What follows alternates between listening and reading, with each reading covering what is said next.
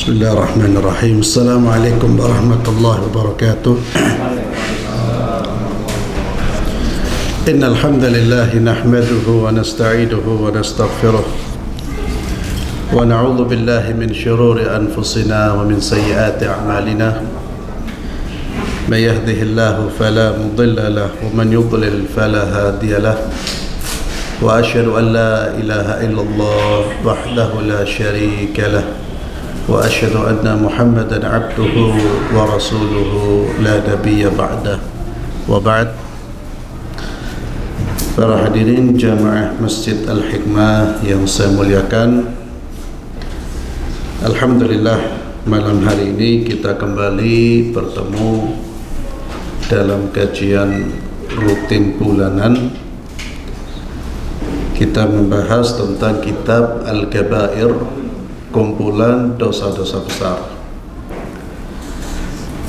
dan kita sudah sampai pada dosa besar yang keempat, Al-Kabiratur Rabi'ah, dosa besar yang keempat. Sebelum saya lanjutkan, saya ingin bertanya, sebutkan 3 dosa besar yang sudah kita bahas. Ini tidak ada dampak apa-apa, Pak. Jangan takut.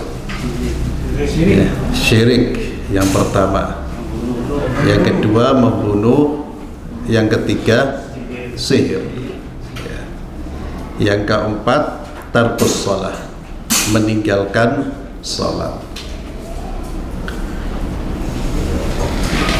Banyak ayat dan juga hadis yang terkait dengan ancaman orang-orang yang meninggalkan sholat. Yang dimaksud sholat di sini adalah sholat 5 waktu, dan juga nanti ada pembahasan khusus sholat Jumat.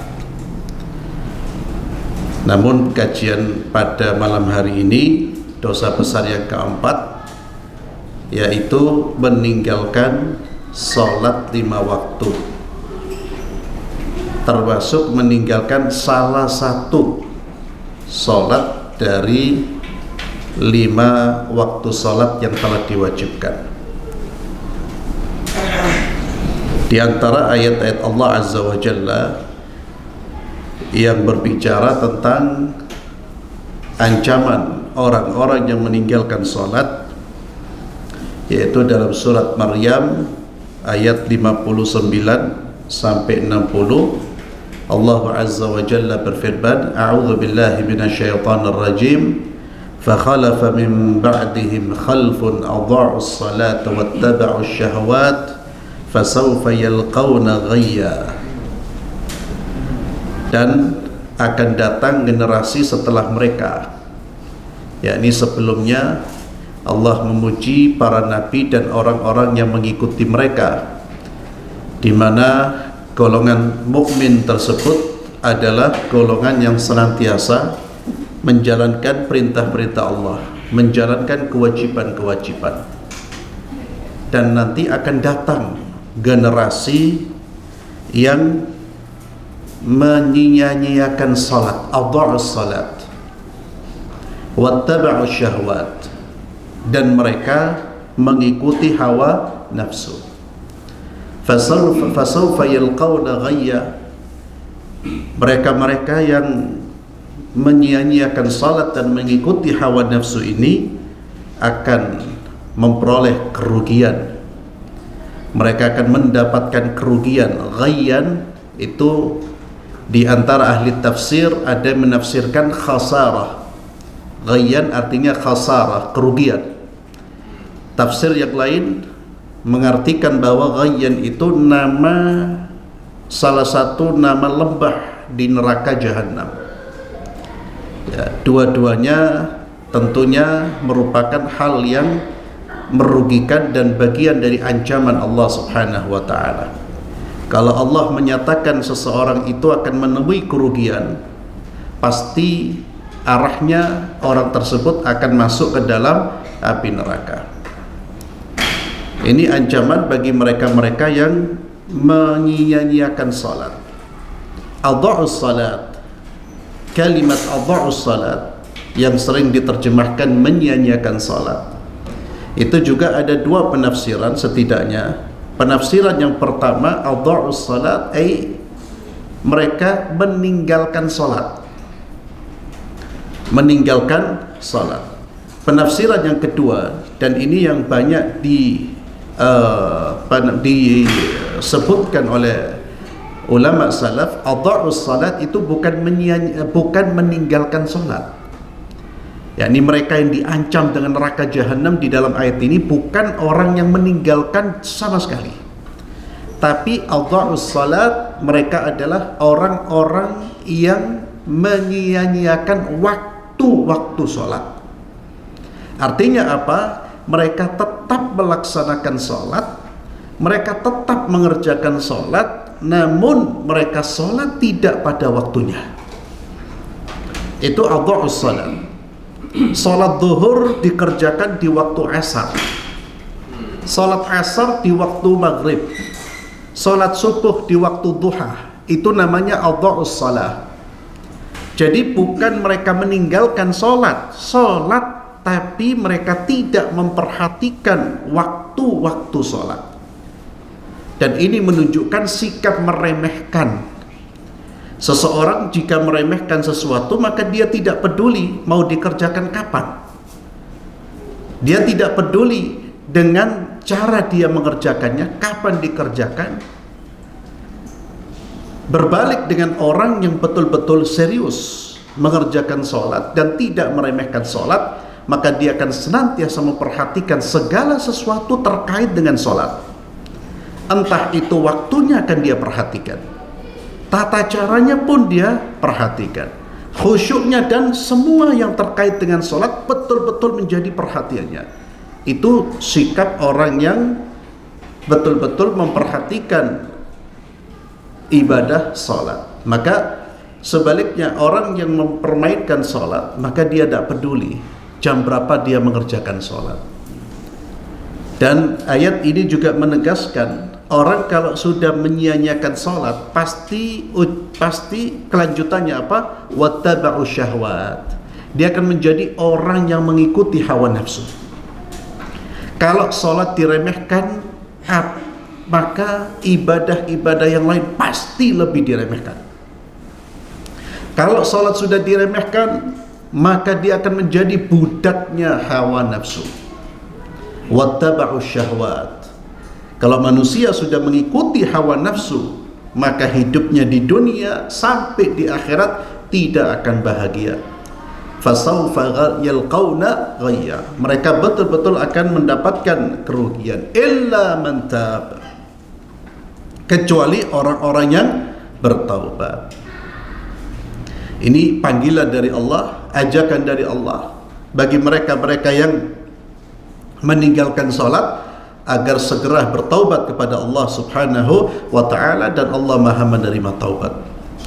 Berapa puluh tahun kita meninggalkan salat, namun kalau kemudian kita menyesali perbuatan kita, merasa menyesal, dan kita berkomitmen untuk tidak mengulang lagi perbuatan meninggalkan salat dan betul-betul mengerjakan salat dengan baik, insyaallah Allah akan memberikan ampunan kepada kita.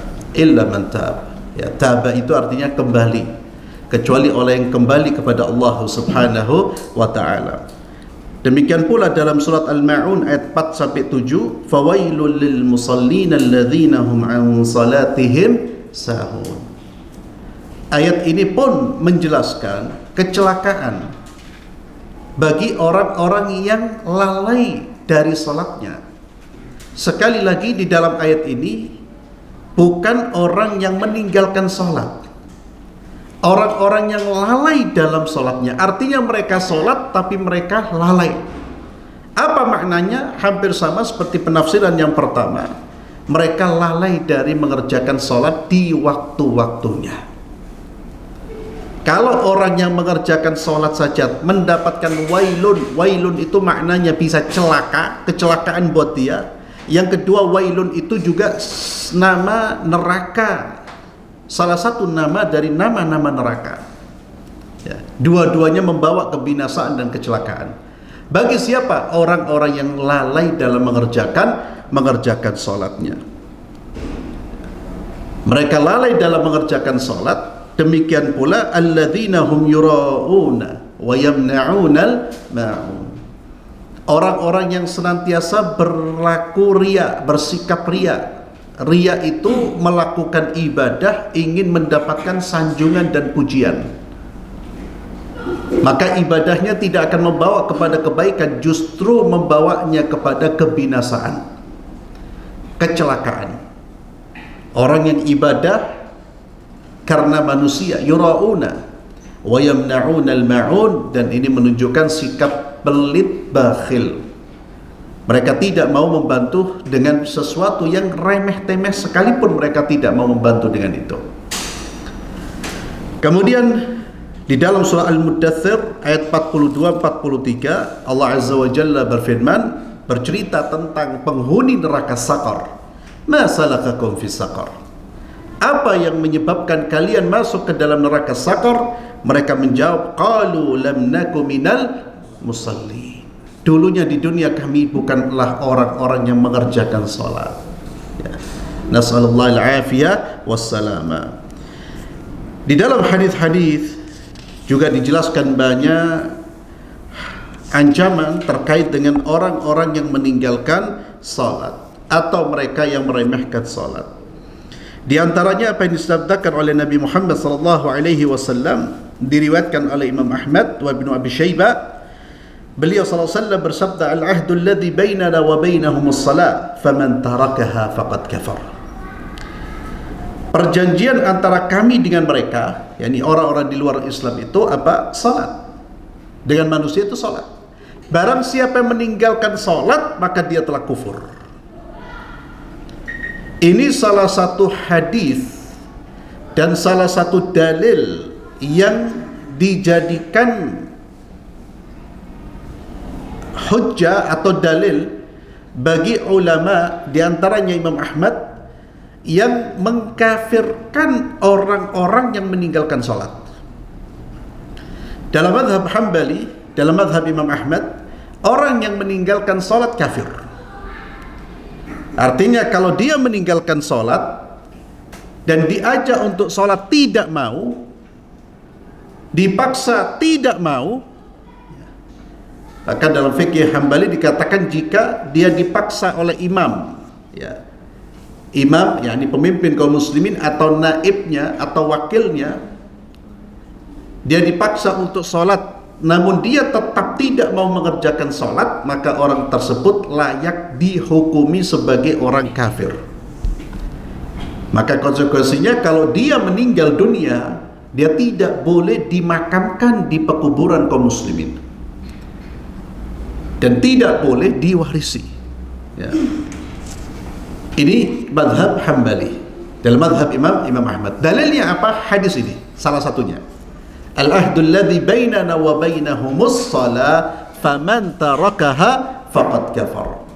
Siapa yang meninggalkannya maka dia telah kufur. Namun mayoritas ulama madhab Syafi'i dan madhab yang lain berpendapat bahwa orang yang meninggalkan sholat, jika dia meninggalkan sholat karena malas, bukan karena menolak kewajibannya, maka dia tetap berstatus sebagai muslim.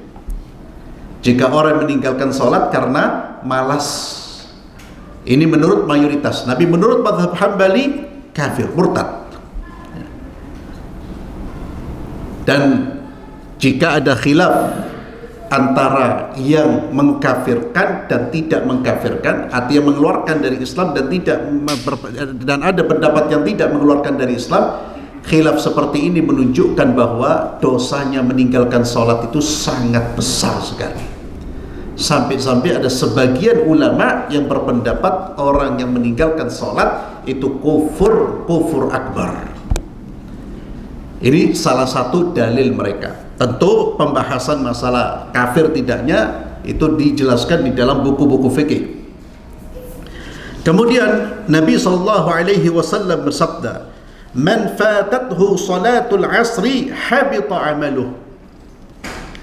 Hadis ini diriwayatkan oleh Imam Al-Bukhari siapa yang terlewatkan sholat asar, dalam pengertian dia meninggalkan sholat asar, amal-amal kebaikannya gugur.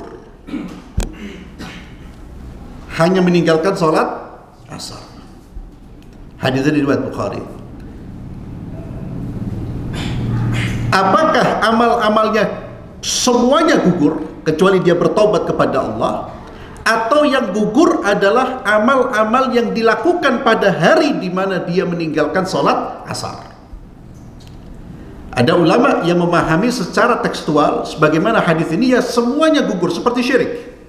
Siapa meninggalkan sholat asar, maka amal-amal solehnya tidak akan diterima oleh Allah. Artinya berjatuhan, rontok, gugur, kecuali dia bertaubat. Seluruh amal solehnya. Ulama yang lain berpendapat bahwa yang gugur adalah amal-amal kebaikannya di hari yang amal-amal kebaikan yang dia lakukan di hari di mana dia meninggalkan sholat asar. Dia sekaligus menunjukkan kedudukan dari sholat asar. Dan insyaallah pendapat yang kuat, ada berpendapat bahwa sholatul wusta itu sholat asar. Di dalam riwayat yang lain, Nabi SAW bersabda, siapa yang meninggalkan salat asar, maka dia seolah-olah kehilangan keluarga dan hartanya. Artinya itu bencana yang besar dan kerugian yang besar. Ketika antum hidup tiba-tiba hilang harta antum, rumah antum, keluarga antum, apa yang kita rasakan? Tentu itu kita rasakan sebagai bencana besar. Demikian pula yang dirasakan orang betul-betul akan merasa rugi, tersiksa tatkala dia meninggalkan sholat asar. Bagaimana dengan orang yang meninggalkan sholat 5 waktu, subuhnya, zuhurnya, asarnya, maghribnya, isya'nya, nas'alullah al-afiyah wassalamah. Kemudian Nabi SAW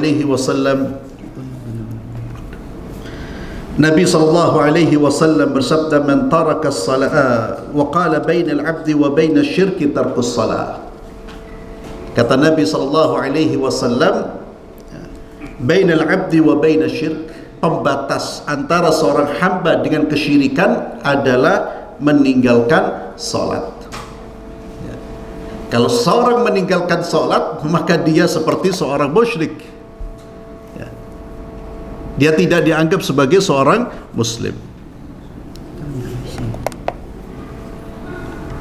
Di mana? Dimatikan. Iya.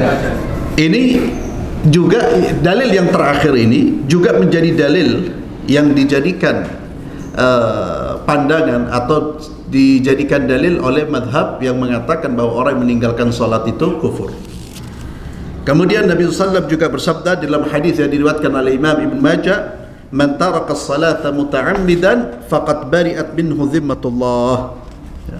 Siapa meninggalkan salat secara sengaja, siapa meninggalkan salat secara sengaja, maka terlepaslah perlindungan Allah Subhanahu wa taala kepada orang tersebut.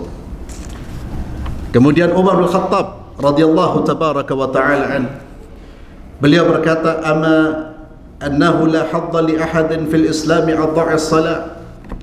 Kata Umar bin Khattab, sesungguhnya tidak ada bagian dalam Islam bagi orang yang meninggalkan salat.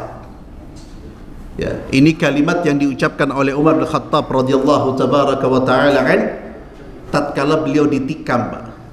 Beliau sempat pingsan. Untuk membangunkan beliau itu diteriakin oleh Umar, salat, Pak. Bangun itu. Ya. Kita diteriakin salat, tidur. Ya. Hayya 'alas shalah, hayya 'alal falah itu, ya. Jadi begitu besarnya kedudukan salat di hati mereka.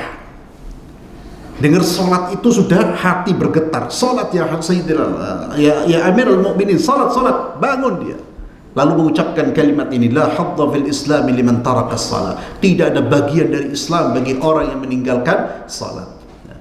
Kemudian Ibrahim An-Nakhai rahimahullah berkata, "Man taraka as-salata faqad kafar." Barang siapa meninggalkan salat maka dia telah kufur. Wa qala Ayyub As-Sakhtiyani mithlu dhalik. Demikian pula perkataan Ayyub As-Sakhtiyani dan diriwayatkan oleh Jariri dari Abdullah bin Syaqiq dari Abu Hurairah radhiyallahu anhu. Ya. Ini Al-Imam Adz-Dzahabi rahimahullah, penulis kitab ini, membawakan riwayat-riwayat tentang atau yang berpendapat bahwa meninggalkan salat itu kufur. Bukan hanya sekedar dosa besar. Bila membawakan siapa yang mengucapkan itu, diantaranya Umar bin Khattab, Ibrahim An-Nakhai, Ayyub As-Sakhtiyani. Kemudian diriwayatkan dari Abdullah bin Syaqiq, diriwayatkan dari Abu Hurairah, di mana Abu Hurairah radhiyallahu anhu beliau berkata, "Kana ashabu Rasulillah sallallahu alaihi wasallam la yarawna syai'an min al-a'mal tarkuhu kufrun ghaira as-salah." Diriwayatkan dari Abu Hurairah, beliau mengatakan bahwa para sahabat Rasulullah sallallahu alaihi wasallam mereka tidak berpendapat ada amalan yang jika ditinggalkan pelakunya menjadi kafir kecuali salat. Para sahabat berpendapat, sahabat Rasulullah SAW, mereka berpendapat tidak ada amalan yang jika ditinggalkan pelakunya menjadi kufur kecuali salat. Ya. Hadis diriwayatkan oleh Imam Al-Hakim di dalam kitab Mustadraknya, dan juga diriwayatkan oleh Imam At-Tirmidzi, ya, tanpa menyebutkan nama Abu Hurairah. Kemudian Al-Imam Ibn Hazm berkata, "La dzamba ba'da syirki a'zam min tarki shalah hatta yakhruja waqtuha wa qatl mu'min bighairi haqq." Kata beliau, tidak ada dosa yang lebih besar di sisi Allah setelah kesyirikan daripada meninggalkan salat di luar atau meninggalkan salat pada waktunya. Artinya apa? Dia sholat tapi di luar waktunya, itu dosa besar, lebih besar dari dosa yang lain kecuali dosa syirik. Wa qatlu mu'min bighairi haqq, dan membunuh seorang mukmin tanpa hak. Kemudian diriwayatkan dari Hammam menyampaikan kepada kami Qatadah dari Hasan dari Haris bin Qabisa radhiyallahu anhu, bila berkata, haddatsani Abu Hurairah menceritakan kepada saya bahwa Rasulullah sallallahu alaihi wasallam bersabda, awwal ma yuhasab bil 'abd yaum al-qiyamah min 'amalihi salatuh. Yang pertama kali dihisab oleh Allah di hari kiamat dari amal-amal kita, dari amal-amal seorang hamba adalah salatnya. Yang pertama kali ditanyakan, yang pertama kali dihisab itu adalah salat kita. Fa in saluhat faqad aflaha wa anjah. Kalau ternyata ketika dihisab salatnya baik, benar, maka dia telah memperoleh keberhasilan, maka dia telah memperoleh kemenangan. Wa in fasadat, kalau salatnya rosak, faqad khaba wa khasir, dia pasti menjadi orang rugi di akhirat. Tidak melihat amal yang lain, faqad khaba wa khasir, dia pasti rugi. Maka kalau salat menjadi amal yang pertama kali dihisab, dan itu menentukan posisi kita di hari kiamat, maka jadikan salat sebagai amal yang pertama kali kita perhatikan dalam aktivitas kita sehari-hari. Jadikan salat sebagai amal utama, aktivitas utama dan pertama. Bahkan tugas kita, pekerjaan kita mengikuti waktu sholat, bukan sholat mengikuti waktu sibuk kita. Karena sholat yang pertama kali ditanya oleh Allah, pertanyaan-pertanyaan di alam kubur jelas, di akhirat jelas. Tidak ditanyakan kita ikut organisasi mana, nggak ditanya sama Allah. Dan ditanya yang macam-macam itu. Ditanya pertama kali apa? Salat. Dan Nabi menjamin kalau salatnya saluhat, faqad aflah wa anjah, maka dia memperoleh kemenangan. Itulah kesuksesan yang hakiki, Pak. Dalam hadis ini Nabi menjelaskan kemenangan dan kesuksesan yang hakiki ketika seseorang tuntas salatnya. Tuntas itu apa? Dia salat dengan baik, dikerjakan dengan baik, dikerjakan dengan sempurna, dikerjakan dengan khusyuk, sehingga di hari kiamat Allah menilai salatnya baik. Ini juga bisa menjadi tolok ukur kesuksesan putra-putri kita. Jangan bangga dengan putra-putri kita kalau mereka belum baik dalam soal sholat. Kalau mereka masih menjadi pribadi-pribadi yang meremehkan sholat, sekalipun mereka sudah mendapatkan titel gelar akademik yang luar biasa. Karena nanti yang dilihat itu bukan gelarnya anak-anak kita, Pak. Oh, kamu profesor mlebu surga. Nah, ditakut sholat dulu. Sholatmu, ya. Ini penting, karena terkadang orang tua kurang memperhatikan. Kalau anaknya sudah sekolah di luar negeri, bangganya luar biasa, padahal gak sholat. Terkadang gak pernah ditanyakan, karena itu bukan menjadi perhatian kita terkadang. Kalau sholat menjadi perhatian kita, itu akan selalu terucap, akan selalu muncul pertanyaan tentang masalah sholat. Kenapa? Ini yang ditanya pertama kali, dan ini yang menentukan kesuksesan kita di mana? Di akhirat. Kemudian Nabi SAW juga bersabda, "Umirtu an uqatilan nas hatta yashhadu an la ilaha illallah wa anna Muhammadar Rasulullah wa yuqimus salata wa yu'tuz zakata fa idza fa'alu dhalik asamu minni dima'ahum wa amwalahum illa bihaqqil Islam wa hisabuhum 'ala Allah." Kata Nabi SAW, "Umirtu an uqatilan nas." Aku diperintahkan untuk memerangi manusia sampai mereka mengucapkan kalimat la ilaha illallah Muhammadar Rasulullah. Ini tentunya dalam konteks ketika terjadi peperangan, ya. Maka orang-orang yang mereka memerangi Islam, ya, memerangi kaum muslimin, memerangi Rasulullah, ketika mereka mengucapkan dua kalimat syahadat, menegakkan salat, maka tidak boleh orang-orang itu diperangi. Jadi dalam konteks mereka orang-orang kafir yang memerangi Islam, kapan mereka tidak diperangi? Tatkala mereka sudah mengucapkan dua kalimat syahadat. Ini harus kita pahami, Pak. Jadi hadis ini dalam konteks orang kafir yang memerangi umat Islam. Karena kalau salah difahami, kita akan menganggap bahwa sekarang ini umat Islam wajib memerangi orang kafir yang belum syahadat. Oh, bahaya sekali, ya. Jadi konteks, dan itu yang dipakai hadis ini, Pak. Umirtu an uqatilan nas, aku diperintahkan untuk memerangi manusia sampai mereka mengucapkan syahadat. Berarti kalau yang belum syahadat, perang. Lah. Hadis ini terkait dengan orang-orang yang memerangi umat Islam. Tatkala mereka sudah mengucapkan syahadat, mereka menegakkan sholat, berarti mereka sudah menjadi bagian dari kaum muslimin. Maka orang-orang kafir yang tidak memerangi umat Islam di luar konteks hadis ini. Di luar konteks hadis ini, ya. Sebagaimana pernah saya jelaskan di masalah membunuh jiwa, ya, tentang terkait dengan pembagian manusia atau pembagian orang-orang kafir di luar Islam. Ada orang kafir zimmi, ada musta'man yang meminta jaminan keamanan, ada yang orang kafir yang punya perjanjian damai dengan kita, yang terakhir adalah muharib yang memerangi kita, yang memerangi diperangi. Mereka mengangkat senjata, umat Islam wajib memerangi mereka dengan senjata. Mereka berdamai, kita wajib menerima perdamaian. Ya.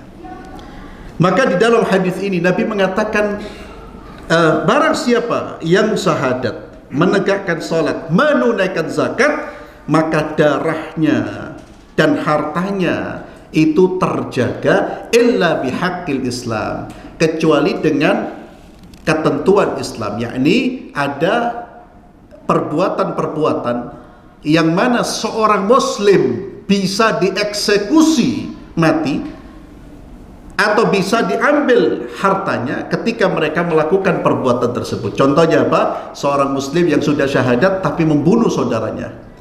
Orang yang membunuh, dia darahnya halal. Tapi siapa yang mengeksekusi, siapa yang membunuh? Pemerintah. Ya. Orang yang tidak mau mengeluarkan zakat, menurut sebagian mazhab mengatakan hartanya wajib dirampas.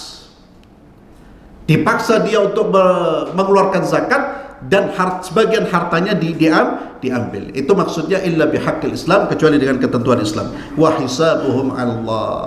Adapun ya, hisab mereka, hitungan mereka, posisi mereka itu hanya Allah yang tahu ya. Kondisi hati mereka hanya Allah yang tahu. Artinya kalau seorang sudah syahadat, Pak, di depan kita syahadat, sholat, puasa, ya dia muslim. Bukan urusan kita ini muslimnya beneran apa tidak, ini sungguhan apa tidak. Wa hisabum 'ala Allah. Nanti untuk urusan benar tidak itu hanya Allah yang tahu. Kita hanya menghukumi manusia berdasarkan zahir. Nahnu nahkum bid-dhawahir wallahu yatawalla as-sarair. Kita menghukumi manusia itu berdasarkan zahirnya.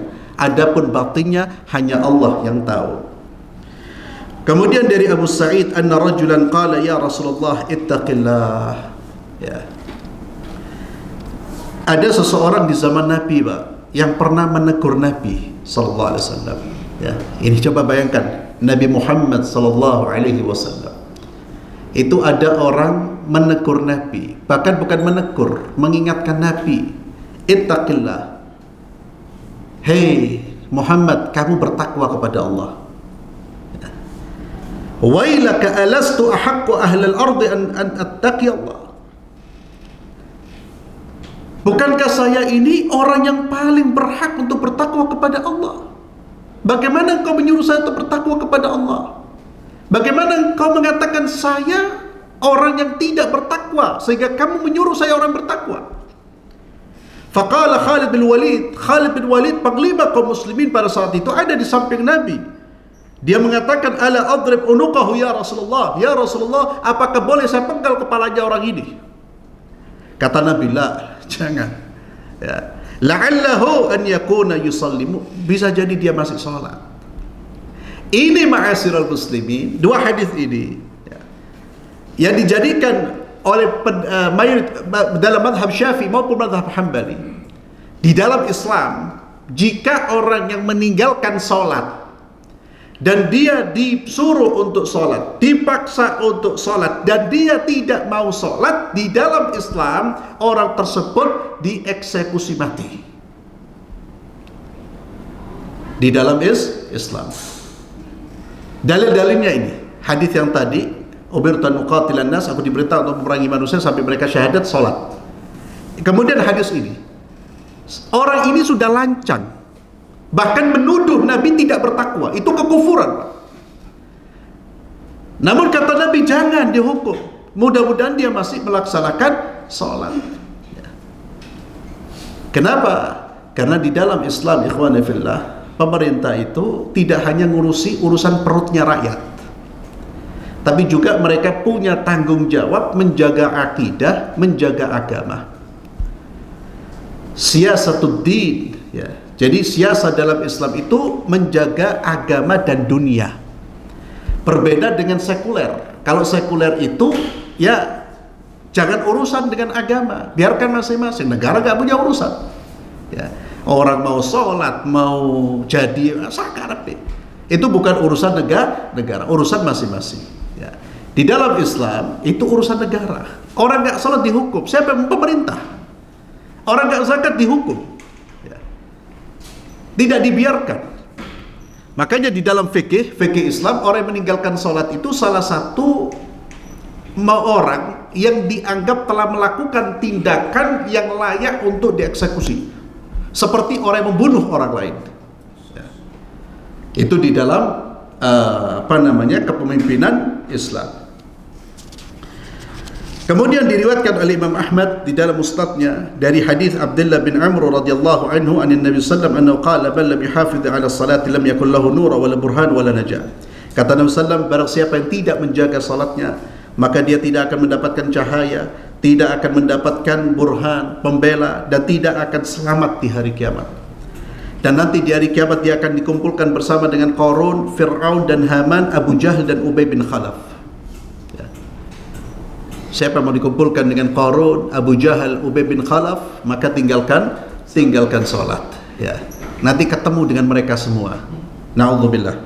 Kemudian Dari di dalam wa hadhihi nusus tush'ir bi kufri tarik as-salah. Kata Imam Zahabi rahimahullah, penulis kitab Al-Kabair ini, nas-nas ini yang disampaikan ini memberikan isyarat tentang kufurnya orang yang meninggalkan salat. Waqad qala an-nabiy sallallahu alaihi wasallam, dan Nabi Muhammad sallallahu alaihi wasallam bersabda, "Ma min 'abdin yashhadu an la ilaha illallah wa anna Muhammadan 'abduhu wa rasuluhu illa harramahu Allah 'alan nar." Kata Nabi sallallahu alaihi wasallam, siapa di antara seorang hamba yang mengucapkan dua kalimat syahadat, dia syahadat asyhadu an la ilaha illallah asyhadu anna Muhammadan 'abduhu wa rasuluhu, maka Allah haramkan baginya neraka.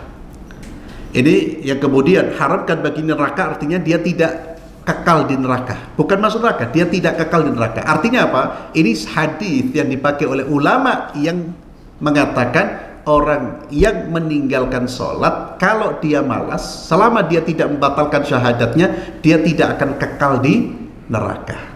Ya. Ini madhab Syafi'i. Famu'akhiru salat waqtiha sahibu kabirah. Ya.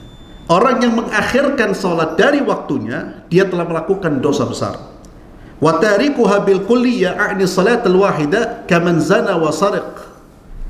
Orang yang meninggalkan satu salat saja, maka dia seperti orang yang berzina dan mencuri.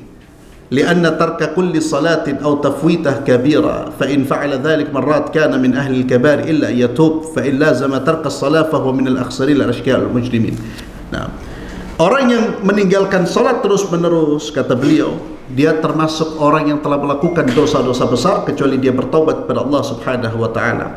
Dan siapa yang meninggalkan salat terus-menerus, maka dia termasuk orang-orang yang paling rugi, paling celaka, dan dia termasuk orang-orang mujrim.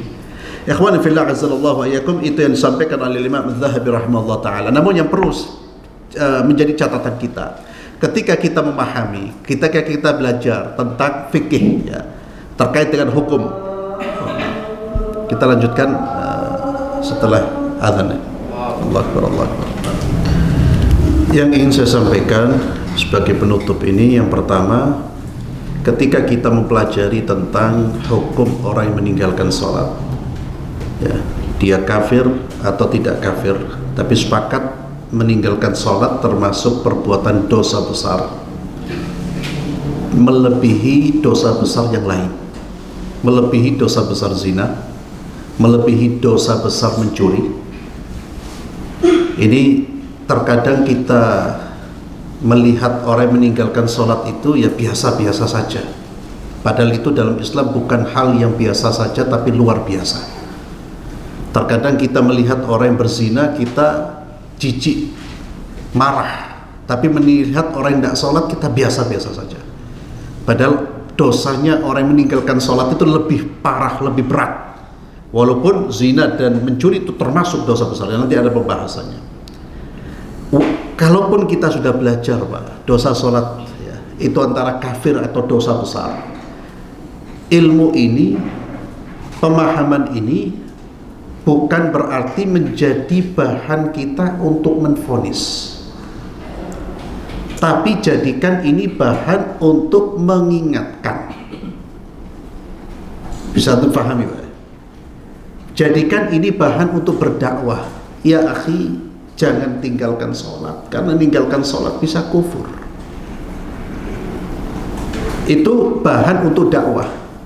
Allah berfirman dalam surat Maryam, Allah berfirman, Nabi bersabda, pembeda antara kita dengan kesyirikan, kekufuran syirik, kekufuran adalah sholat. Siapa meninggalkan sholat dia akan kafir, maka bertakwalah kepada Allah. Itu bahan dakwah. Jangan dijadikan sebagai bahan untuk menvonis. Ngelihat orang gak sholat, kamu kafir kamu. Itu namanya bahan menvonis. Kita belajar bukan menjadikan ilmu kita sebagai bahan. Karena apa? Vonis di dalam Islam itu ada wilayah. Itu merupakan wilayahnya pemerintah Pak. Qadhi, kalau dalam Islam qadhi, ulama. Orang divonis kafir itu dipanggil dulu Pak, diajak dialog. Ini yang perlu kita perhatikan bersama. Jadi jadikan ini bahan sebagai dakwah, bahan untuk berdakwah, bahan untuk mengingatkan, ya, mengingatkan, bukan sebagai bahan untuk menvonis. Maka ketika ada seorang dai, Syekh Muhammad Al-Ghazali rahimahullah, dai dari Mesir, itu pernah ditanya oleh seorang pemuda, ya Syekh, apa hukum orang yang meninggalkan sholat? Ya. Syekh Muhammad ini tahu, ngerti, ini maunya pemuda ini jawabannya apa, kafir atau tidak kafir. Kata Syekh Muhammad, ini sekaligus memberikan pelajaran kepada pemuda-pemuda, orang yang meninggalkan sholat hukumnya, orang yang meninggalkan sholat, kamu pegang tangannya, kamu ajak dia untuk sholat. Ya. Kamu pegang tangannya, kamu ajak dia untuk sholat. Itu langkah yang terbaik daripada kamu menemui orang yang mendak sholat lalu langsung kamu pasang stempel di jidatnya kafir. Ya, jadi itu yang perlu kita perhatikan. Jadi jadikan ini sebagai bahan dakwah, peringatan buat saudara-saudara kita. Dan ini juga memberikan ketika kita belajar seperti ini agar kita semakin yakin tentang pentingnya sholat, agungnya sholat. Demikian pula bisa kita jadikan sebagai peringatan di tengah-tengah keluarga kita. Dan terakhir, sholat ini jadikan tolok ukur, salah satu tolok ukur yang paling utama dalam melihat keberhasilan anak-anak kita, istri kita, rumah tangga kita. Kalau sholatnya tidak beres Pak, jangan bangga Pak.